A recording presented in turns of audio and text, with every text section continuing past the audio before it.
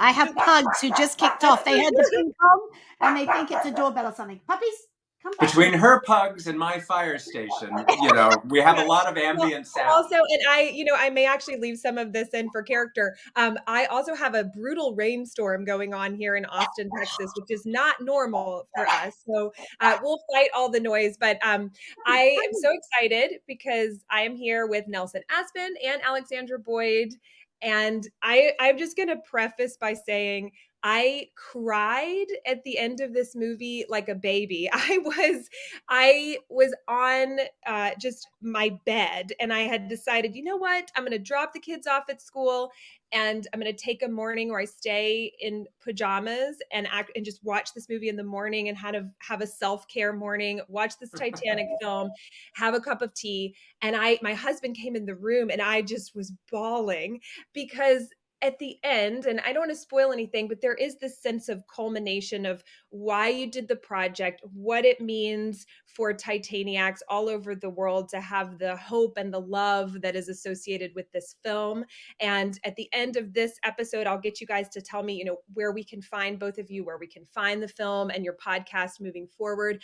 But for now, I just want to jump in. And so if each of y'all would just introduce yourself with a quick little bio so that the listeners can find out who you are and get to know your voice just for a few seconds before we jump into questions. You jump, I'll jump. Alexandra, start us off. There we go. I love it. My name is Alexandra Boyd, and for a very long time I was an actress, and I was lucky enough to be cast in a tiny part in Titanic. That was one of my jobs in my career. And the last 10 years, I've become a screenwriter and director and producer. An independent filmmaker, and I love it. And I wrote and directed my first feature film in the UK. It released in 2019. It's called Widow's Walk, and that was a successful venture. It sold to Amazon, and a couple of years ago, I saw the 25-year anniversary of James Cameron's Titanic coming, and I spoke to a couple of producers I was working with on other things, and I said I still have 29 diaries that I organized 29 of us who had been in the film. I still have the diaries I got everybody to write. I was like the headmistress. They had to hand in their homework, and at the time we were going to get them published. This was before the internet. So you had to go through a publisher. There was no self-publishing, and it never happened. It was hard to get people to engage after the film was so successful, because Hollywood is very sort of, it revolves and moves very quickly, onto the next thing. But 25 years later, I still have these diaries. So that was the beginning of Ship of Dreams, Titanic Movie Diaries, which is the documentary. So I've gone on this journey of being an actor on one side of the camera to being a director and a sort of, I call myself the puppet master. It's a very involved job bringing together all the pieces. But what I couldn't deny was the fans who have found me on social media. We were just talking about the power of putting out there something about Titanic, even a tiny thing, even my tiny part. I had lines, I had scenes, all gone, all. I know. I've seen your reel on your website where it's so funny how you narrate your scenes on your reel. And I dubbed Kate Winslet going, and that's Alexandra Boyd. Yes, I know. Yeah, I had to make some lemonade out of lemons there. And actually, that little show reel has got me so much work, as in got me in the room. I was on a top soap opera in the UK for a while. It's Coronation Street. It's a big show. I've heard of it. And I tell you, I realized when I was watching your reel that I know your face from somewhere else. This is wild. So another really important movie to me when I was growing up was Mr. Holland's Opus. And when I saw your reel, it dawned on me that your face it triggers a comfort in my mind, not just because of that, but I think it also was rolling all the way back to Mr. Holland's Opus, I must have watched that movie 20 times when I was a kid. So it's such a full circle moment. I realized that you are a part of two, the most important movies to me of my whole life. So it's Wow. Well, we really were destined to meet yeah, then. And just on that note, just going back to Coronation Street, when I went in for my screen test, and I didn't have a very powerful agent at all. I had sort of come by the audition by happenstance, and then I got to the screen test, which was the step before they offer you the job. And I said to the casting director, "How did you find me?" Because I hadn't been back in the UK very long. She said, "I saw your Titanic show reel, and I thought, I've got to meet this woman." Because she wanted to meet somebody who had a connection to that film. So that was back in 2008. And here we are still talking about this film. And of course, Nelson and I will talk about it all day long on our new well, podcast, Titanic Talk. yes, and you guys are going to, for anyone listening just to my podcast here, you're in for a treat because there's going to be so much content with you guys on your podcast as well. But this leads me to really one of my big questions is that when you were auditioning for Titanic, I know Nelson, you were a big part of Alexandra. So if you would that's a perfect segue into meeting you a little bit because you guys kind of did research together and worked together for her audition for Titanic, right? So Once upon a time, a long, long time ago, there was a world without the internet where we actually bought books. I remember. I'm old enough to remember. I look back fondly. Yes. Alexandra and I became friends in the late 1980s here in New York City, where I am. I ended up moving to Los Angeles in 1990 and stayed for 22 years. I say you get less for murder. But anyway, I stayed there for 22 years. And Alexandra also followed to Los Angeles. We reconnected there. And she just came over to my house one day and said, "Oh, I have an audition for this movie about the Titanic." I was like, "The Titanic?" I was a Titaniac before the internet, which involved going to libraries, going to bookstores, going to museums. And for her audition, she had to write a monologue based on someone from Titanic history. I said, "Oh, Countess of Roth, lifeboat number 8. Let me tell you everything about her. Here's a book, here's a picture." And I gave her a hand with preparing for this audition. She got the part. She didn't get the Countess part, but in many ways it served her better in the long run that she did what she did. And she repaid me not only with friendship, but she brought me a souvenir from the set. I got one of the props that she got to use. And now here we are 25 years later, hosting Titanic Talk, a podcast about it. I participate in her documentary, Ship of Dreams, Titanic Movie Diaries. And here we are talking to you. This wonderful interconnection touched either by the historical event, the film, or both. Yeah, and I talk about this a lot on the pod. I find in Ship of Dreams, the film really talks to this. I find that a good portion of Titanic people, especially those that are under the age of 40, came to loving the ship through the movie. It's a huge entree point, and those really meld together. Now, there are some people that are mostly ship people there, some people that are mostly movie people. But what I have found is that there's, on the Venn diagram, there's a huge space right in the middle. It's huge.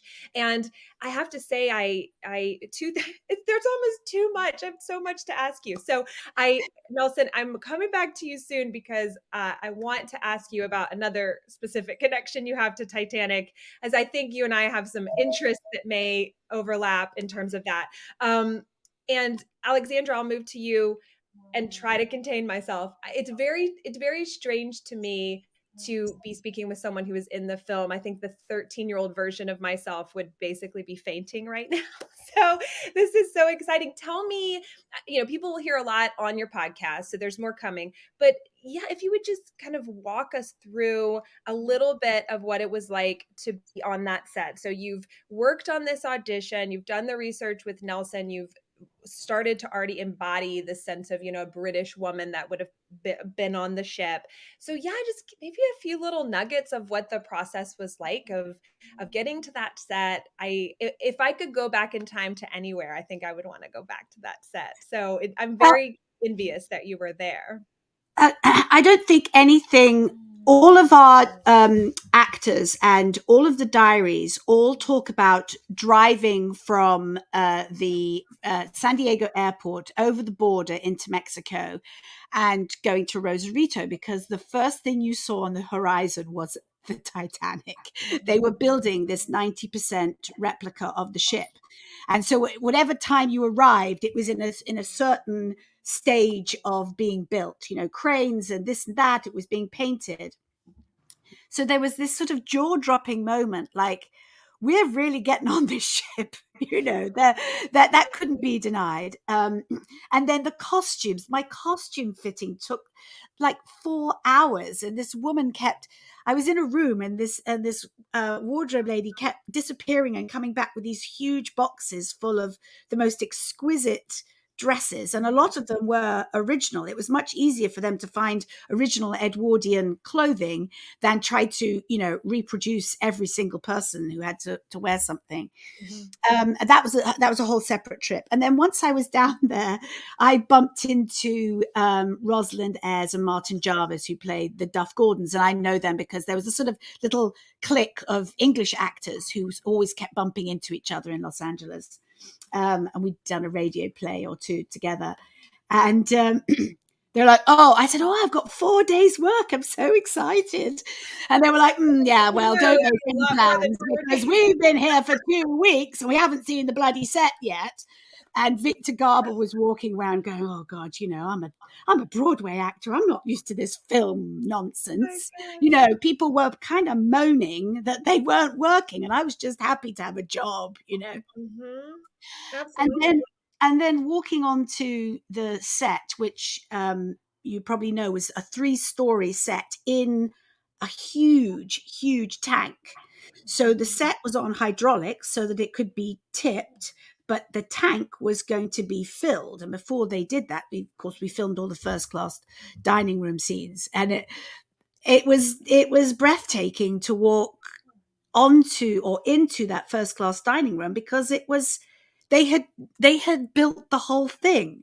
There wasn't just one side of a set and don't film behind here. It was a 360-degree replica of the first class and the grand staircase, a double.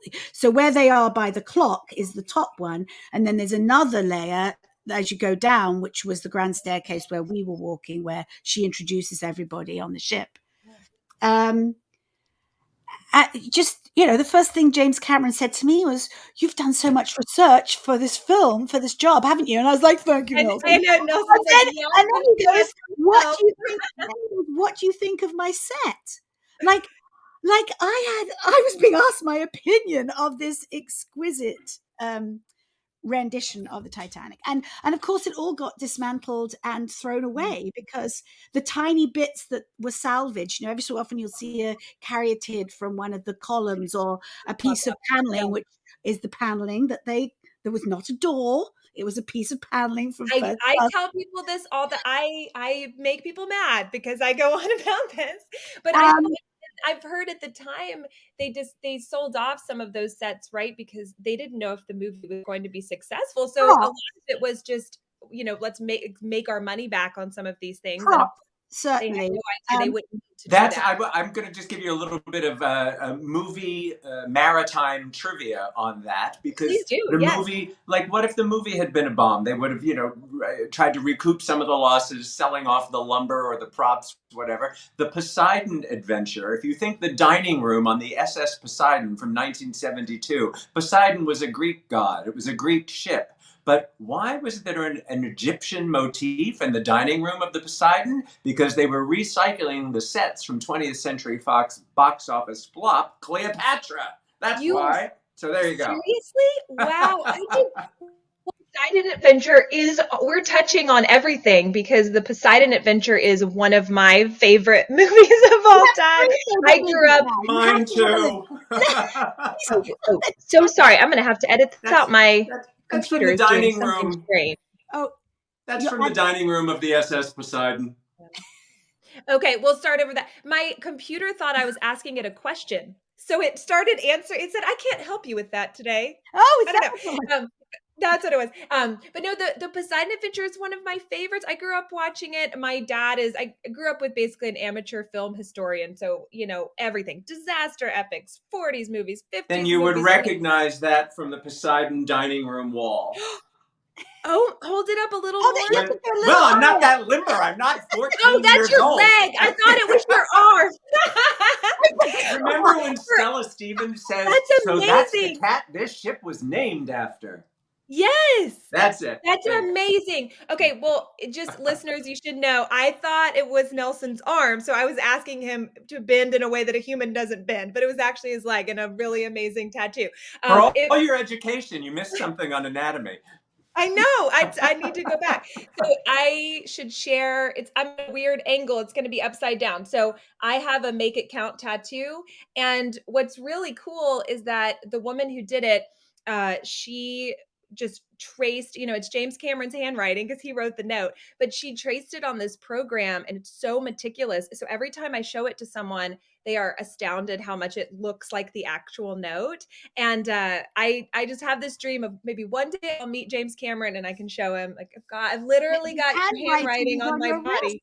Yes, how amazing. And How he'll amazing. probably say to you, "LA, what did you think of Avatar?" And we'll have a long conversation because I have a lot of feelings, we'll see. I'm no joke. I have a friend who was at dinner with him last night. I am not exaggerating. He was at a Titanic event in California. He sent me a picture of his wife sitting next to Bob Ballard and James Cameron. And I was just at dinner with my kids and I almost fell on the floor. So I was very jealous. But so this is a great transition into Nelson. I want to talk about your story a little bit. So I was lucky you guys let me watch a screener of Ship of Dreams. And like I said, it was amazing. And I was bawling like a baby. And one of the things that gave me goosebumps was your story. And you don't have to reveal all. I know we probably want to save some for the film, but if you could give us a little sense of kind of the personal connection that you feel to Titanic, because, and I'll tell you after you say it actually really connects with a lot of things that I research and read about. So I'm very intrigued. So if you would give us a little teaser of the more emotional connection that you have. I think everybody, the great thing about the Titanic story, like any historical event, if you want to liken it to a 9/11 or, I don't know, any sort of global society changing event, which the Titanic sinking certainly was, everybody can sort of, in no matter what time of the world we're living in, you can sort of zero in on somebody. There was somebody that represented you on the ship, or in the Twin Towers on 9/11, or on the Hindenburg, or whatever the disaster may be. Someone you can pick to identify with. Because there was such a cross-section of humanity on the ship, whether people from all over the world were on the Titanic, people from all walks of life were on the Titanic, of all ages, etc. So everybody sort of gloms onto one figure, Titaniacs in particular, and long before, I'm talking from the 1970s, when I was a child, I had an intense interest in maritime disasters. I never was interested in smooth sailing. I only wanted sinking passenger liners, whether that was the Andrea Doria or the Lusitania, the Titanic, or fictionally the Poseidon, whatever.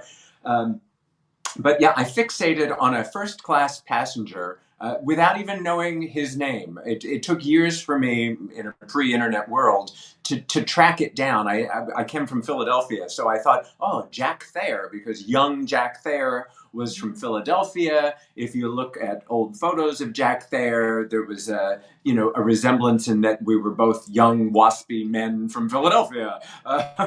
Whatever, and I began to sort of do a little sleuthing, and I found Jack Thayer's shipboard friend from Worcester, Massachusetts, was a young man named Milton Clyde Long Jr. Anyway, long story short, I fixated on Milton, and that story is told in length in Ship of Dreams, but it actually led me to Dr. Ballard himself, and to many other connections, the very least and most special of which is having this special bond with my friend Alexandra. And we got to take our friendship from the New York City of the 80s to here we are more than 25 years later, getting not only to continue our friendship, but to be colleagues as well. So what a gift Milton inadvertently gave me. Well, and people will see it in the film, but I was so moved by your, you shared a couple of dreams that you had as a kid, where you felt like you were so tied to this process. And my listeners know this about me. I am very into past life readings, past life regression, therapy, anything on the spiritual side in that realm. I'm a curious skeptic. I'm definitely skeptical, but I've done a little bit of research, even in terms of Titanic. With that, there are a couple of people who have claimed to be, people reincarnated from the ship, and there are whole books that have been written about it, similar to like Many Lives, Many Masters. There's a book that's similar to that, but about a Titanic passenger. So, of course, with a healthy dose of skepticism, but I think it's such a fun conversation to have and to open up and to be open to. And I feel like every time you talk about Milton or Jack Thayer, every time we talk about an individual that was on the ship, they're remembered again and they're brought to life again. And no matter how, I just think it's so important, especially as we get close to the anniversary. That's what I do a lot on the pod, is just speak the names and tell the stories, these individual stories. So tell me a little bit about what you guys are going to do with the podcast. I know, obviously the film will be releasing, and then the pod is going to be a companion to that. So I imagine it's going to be, Alexandra, a lot of your experiences, but what themes, what are your goals with the podcast to give people an additional experience after they watch the film? Well, we definitely have created it to the springboard is the documentary, because we have 9 of the actors in the film in it, Mm-hmm. and we'll be speaking to all of them, because imagine what you can fit into a 90-minute feature film is the tip of the iceberg of what is actually there, because everybody's diary, some were 2 pages long, some were 26 pages long, so you're getting little snippets of them reading from their diaries, but there's all the other stories that didn't make it into our film.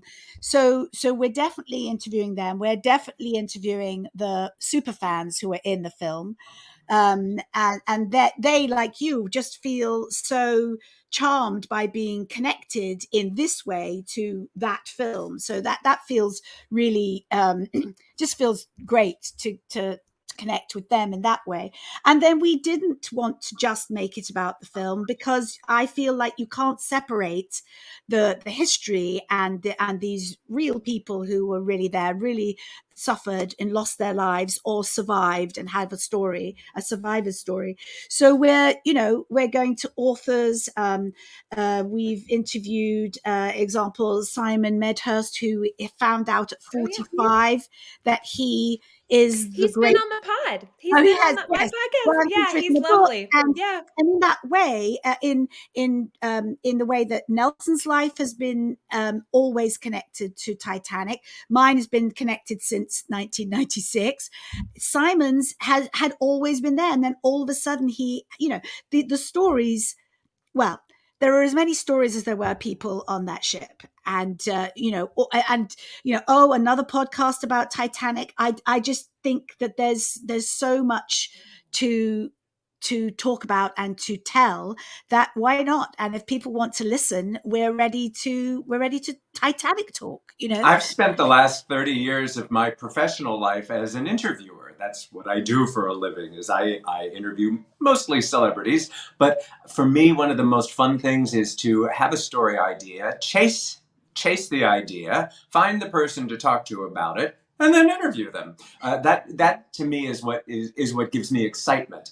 And Alexandra and I were talking. We had already recorded a few episodes of the podcast, and there was a feature here in New York, a museum exhibition called the Museum of Failure, which highlights different cars, food products, beauty products. It's quite funny, a funny take on pop culture. And one of the things included in the exhibit was Titanic as an example of a colossal failure, which you could argue, and a lot of people, interestingly, in Belfast in particular, were upset that the Ship of Dreams was being perceived as a failure. And we spoke to the clinical psychologist who was the curator of the Museum of Failure. And it's a fascinating conversation you'll see when we have that uploaded very soon on Titanic Talk. But this is the broad range. There is a bottomless sea of content when it comes to Titanic, because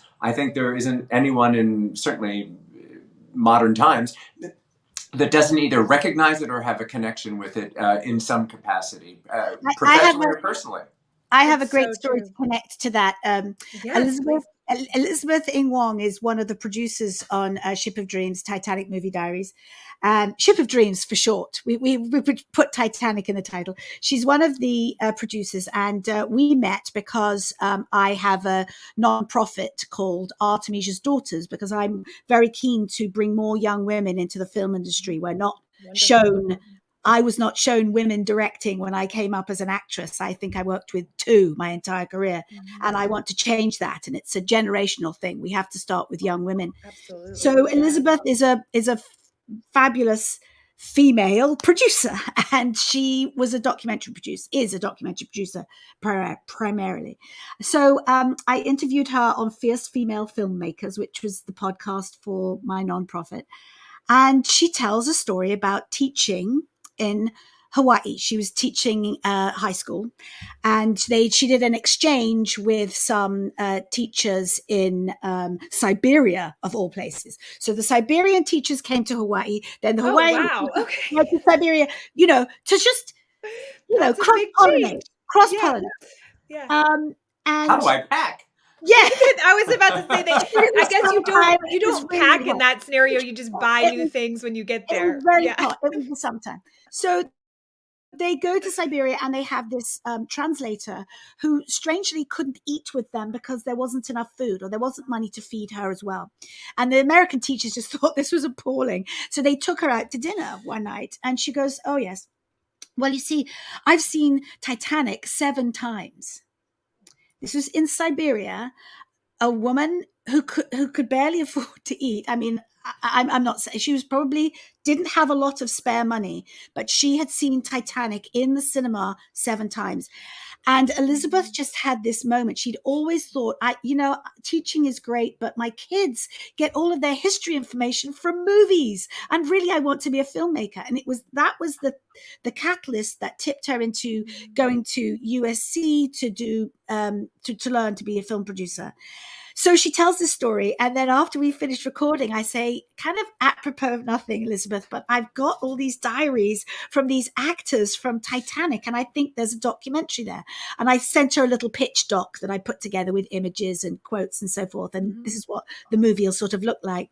And she said, "Oh, that's great. I'd love to read it, but I'm super busy, and I just don't know." 3 days later, she called and said, "Alexandra, I can't stop thinking about your film. I have to help you make it." So thereby, Titanic, once again, is not just what the film is about, but it's how I got Nelson involved, how I got Elizabeth involved.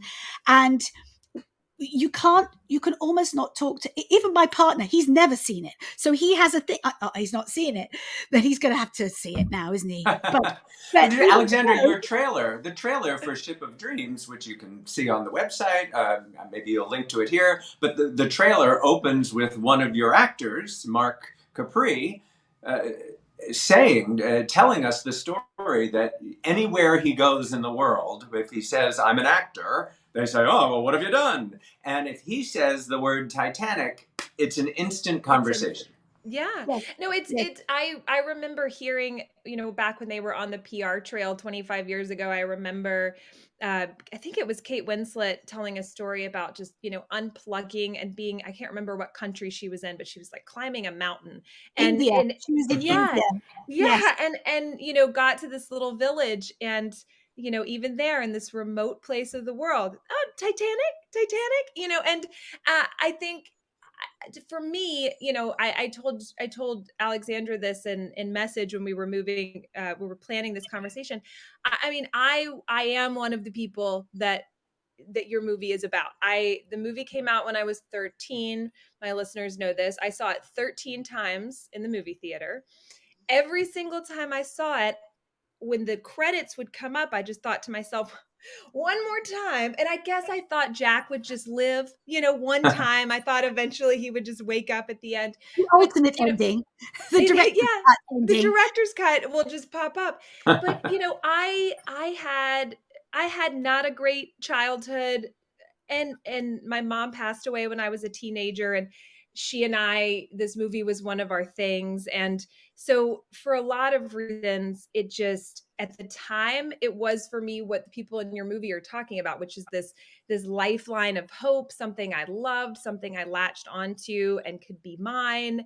And I fell in love with Kate and Leo, and I fell in love with the movies, and it made me more of a movie person.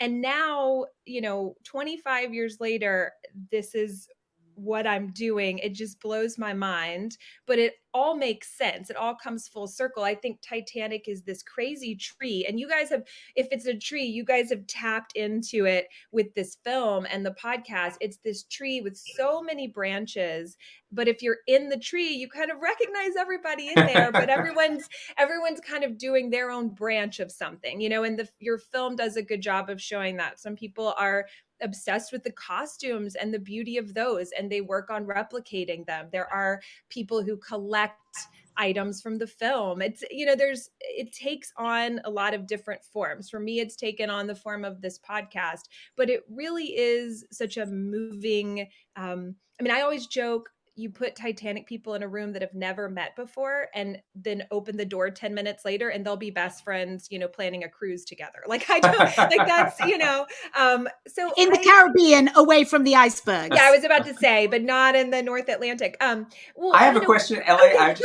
I'm dying to ask you, the interviewer in me, since you were talking previously about kind of metaphysically about past lives or people you identify with. You said you felt that way, but now I'm dying to know who.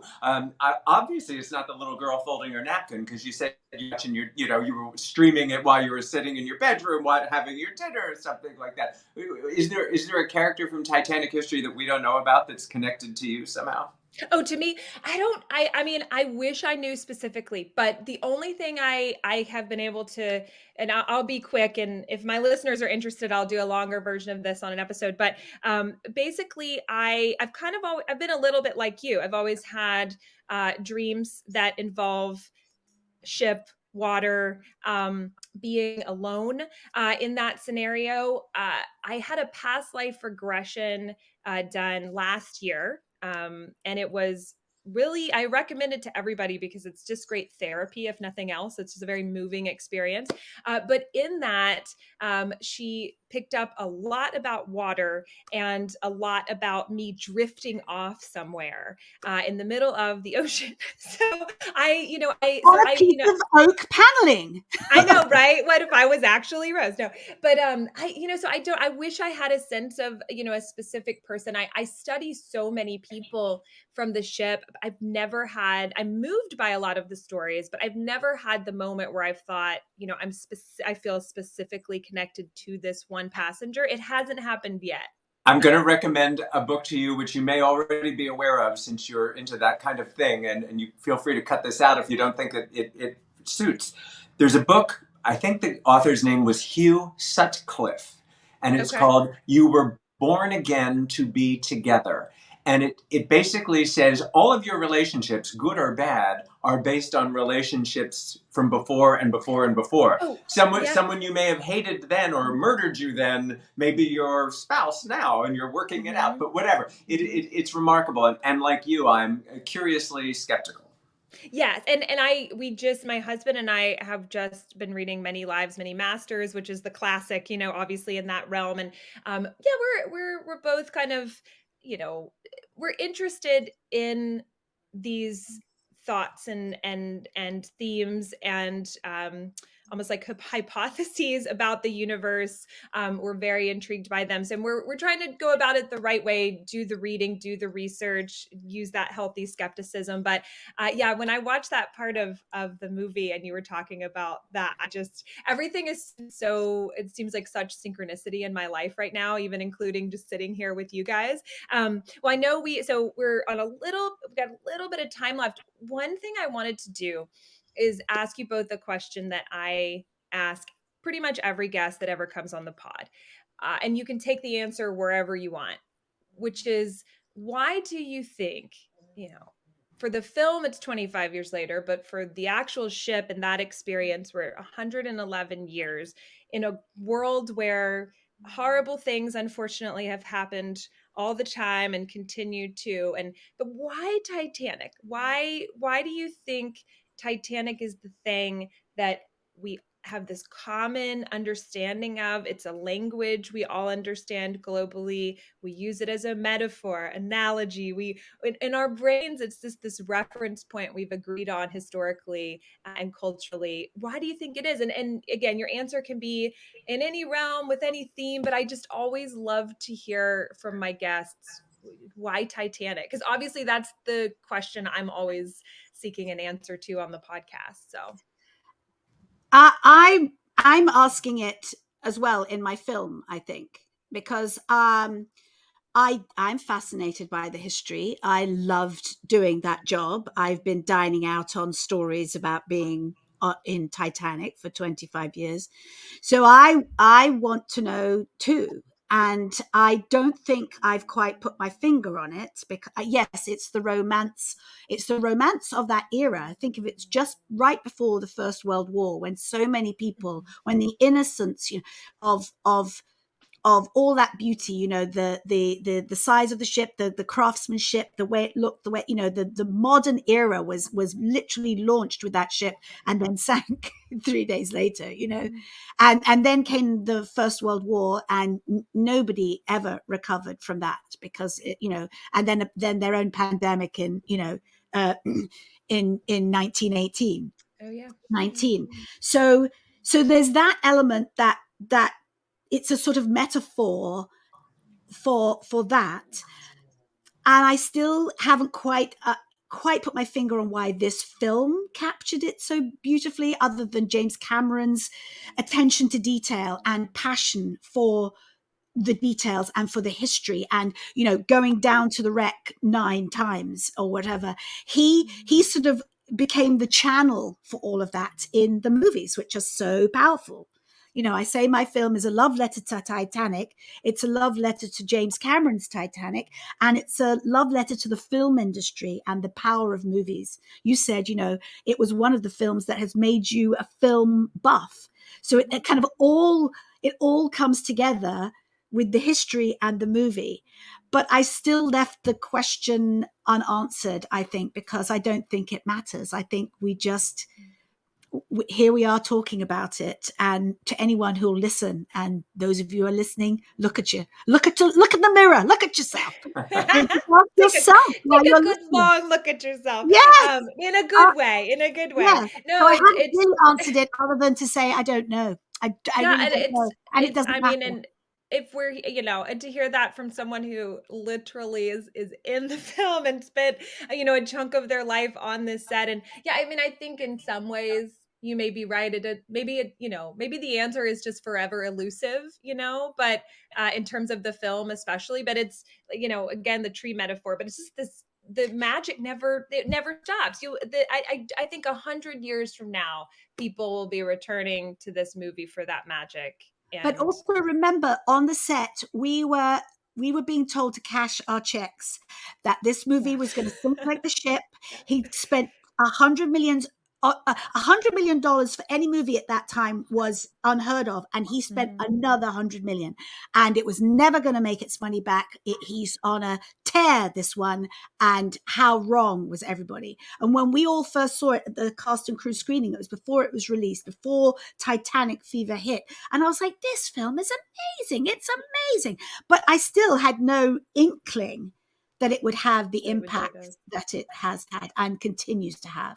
I And to don't think me, it's the last one. We've talked about this, like the way that The Crown has taken the royal family and turned it into years and years and years of dramatization, much to our delight. Why not do a Titanic series? You could drag out that for forever. I mean, you could the story of every single passenger over the course of Oh that of gosh, the yeah. shortened voyage. You know, it's an endless well. And when you ask the question, from the days of the ancient Greeks, who you could say arguably created entertainment. They created plays and dramas and the comedy and tragedy. Sort of the Titanic is beauty and tragedy. And it has everything. The Titanic story, not just the film, but the Titanic story has beauty and tragedy, and it also has the element of mystery, because all the questions that start with what if will never be answered. Was it the rivets? Was it the speed? Was it the ice? Was it the this, that, or the other thing? And the mystery. What if they'd gone this way or that way or What slowed if they'd down? run right into the So iceberg? yeah, Yeah, I mean, it's if so they'd the had the weather. binoculars weren't locked Oh in a my gosh, case the in the binoculars. I get emails about the binoculars. I get emails from listeners that, did you know about the binoculars? And I appreciate everyone's attention to it. But yeah, I think a lot of Titaniacs, and I'm guilty of this sometimes too, yeah, we tend to pinpoint one what if question with this idea that maybe if we could figure out this one little part of the mystery, maybe we could figure out why it sank, but it sank for 20 reasons or 200 reasons. And it just is a disaster that happened. And, you mentioned 9/11 earlier, or the Hindenburg. I mean, with any disaster, unfortunately, a disaster is very organic. We don't want it to be. We don't want it to be organic. We want to believe it happened for that's one why it's specific called an reason. accident. Yeah, And no exactly. matter Yeah. how prepared you are, Can always happen. accidents happen. They could have had plenty of lifeboats, and maybe it still wouldn't have worked out. You just don't know. And There's it's no the way to know. And what mystery. we do know is that if it hadn't sank, if it hadn't hit the iceberg, we wouldn't be talking about it. If it sailed Oh no, we smoothly wouldn't. into New York and all those passengers stepped off the ship onto the dock and got on with their lives, it would have just been another QE2, Yeah, it probably would have gone into, military service during the war, and then maybe had another life after that. But it would have retired one day with very little fanfare. And Or just be a yeah. hotel in Long Beach like the Queen Mary. I was when I was in Long Beach last year, it was still closed. So this is a funny story. I like snuck in the parking lot. There was one lonely security guard in front of it, and my son was 7 at the time, and my husband and daughter were in the car, and I have my tiny son with me. I'm like, "You're my photographer. I gotta get some pictures." And this security guard comes up to me. I'm like, please let me be here for 5 minutes. He's like, "You're fine." But my son is such a rule follower the whole time. "Mommy, we are not supposed to be here. I'm very nervous." And I am not a rule follower, but I have birthed a son who is. And so he followed me, You're but being he very took some good naughty. pictures. Yeah, mommy was being naughty, so he was not happy. But so that was my experience of finally seeing that ship, was just for 5 minutes with my son. It's Nervous, but beautiful. yeah. I'm just glad it still exists. Yeah, no, it really is one of the last connections that I know. I know, Nelson, you've done some Titanic travel, which is, like I mentioned this to Alexandra. A big part of my research that I do is Titanic tourism and travel. And I was just in Belfast, and we got to go on the Nomadic again, like a piece of that era of Titanic history. But I saw the clips of you on the Titanic Trail. Yeah, That's so I did cool. an Irish show for a period of time. It was called the Afternoon Show, and I did it from America via satellite, like I do everything, but even before there was Zoom. And I was visiting Ireland for the show, and we went to Belfast, and of course the Harland Wolff shipyard's there. It was before the museum had been built, which gives me another reason to go back. But I was like, let's do a story on the Titanic Trail, because the last port of call for Titanic was Queenstown, Now Cove. Queenstown, Yeah. which is now called Cove. Kobh is how it's spelled. And so we went there and sort of saw it from the point of view of that was the last stop. It's also there's a great, because it's a seaside town. There are beautiful memorials also to the Lusitania there. Yeah, So we were there last summer, and we stayed in the hotel that they brought the Lusitania victims to. So you saw the after famous statue and everything, and Yes, it's a it's quite beautiful moving. place. And we when we were filming this segment for the afternoon show, we went to the piece of land on a hilltop in Cove where you would have been able to see the Titanic for the last time before she disappeared off on her voyage. So we went up there and we shot me waving as if I could see the Titanic going on the horizon. Then we got on a boat and we went out to the space on the water where you would have last seen land. The last time anybody on the Titanic could have seen land. And of course I waved back at myself, and we were able to cut it together of me waving. Time is a circle, so it probably worked. I know time is not a line, it's a circle. You probably in some way you were waving to yourself. I am so jealous. We were there, but I didn't even think about, conceptualizing it that way. That's so cool. I have this Next dream. time. Well, yeah, I have. We should stay in touch. I've got this dream of doing a live show in Cove with the Titanic experience there, or maybe one in Belfast with the museum there. So or maybe a screening of Ship of Dreams. I was about to say we should maybe work something all out together. It would be so cool to do like a meetup. I'll sing The Morning After. Please. My heart will go on. Yes, you'll have to do My Heart Will Go On. Well, this has just been absolutely lovely. Like I said, I could sit here for 4 hours and Alexandra, to pick your brain about being in the movie. And Nelson, I mean, you are, decades and decades of experiences. And so I am sad that, we're about done today, but I definitely want to stay in touch. And for listeners and for me, obviously we're in luck because heading into your podcast, there's going to be so much more content with you guys. And so tell listeners how to find everything. So Ship of Dreams should be available pretty soon, right? For streaming. We're doing a limited sneak peek preview rental online. So we're putting it online, and you'll be able to find the link to that on the website, which is shipofdreamsfilm.com. There'll be a big button right there under the title, and it'll take you straight to a Vimeo site, OTT, where you can rent it. And I would advise people to do that as soon as possible, because we'll do it for a short time and then take it away, and then it'll be distributed probably to a streamer. That's the goal. So shipofdreamsfilm.com is the website where, and also if you're, sign up, subscribe, because I'll send out newsletters as different things develop with the film.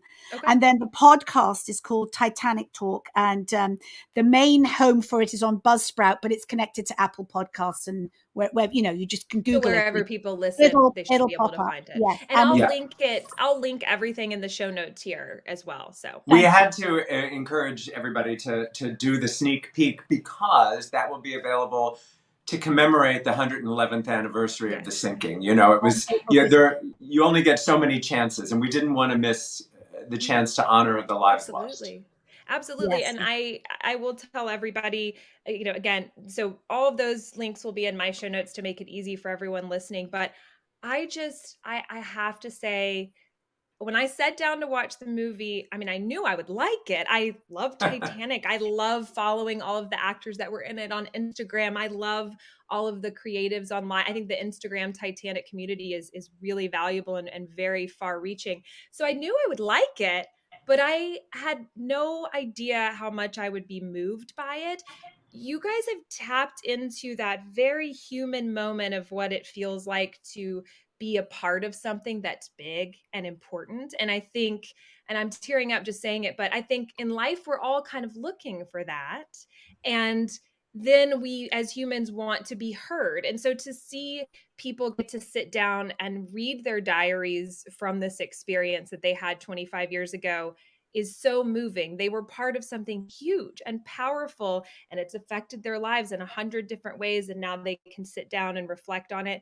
We all crave that experience, and we all crave being heard and seen in that way. And then you also are giving visibility to people like me who, I mean, watching your movie, I felt so seen. I've been made fun of by so many people over the course of my life for loving this thing so much. And it's not until, truly into my adulthood that I finally realized, who cares? This is what I love. And this is what, and when I got the Make It Count tattoo, which I knew when I was a kid, I told myself I'd do it. And then I finally did it. But, and I didn't until a few years ago. My kids were like, Mom, what is this? But, when I got it, I told myself, this is the moment where you finally step into fully embracing this thing that you love and making it part of what you do. And the podcast came from that. So.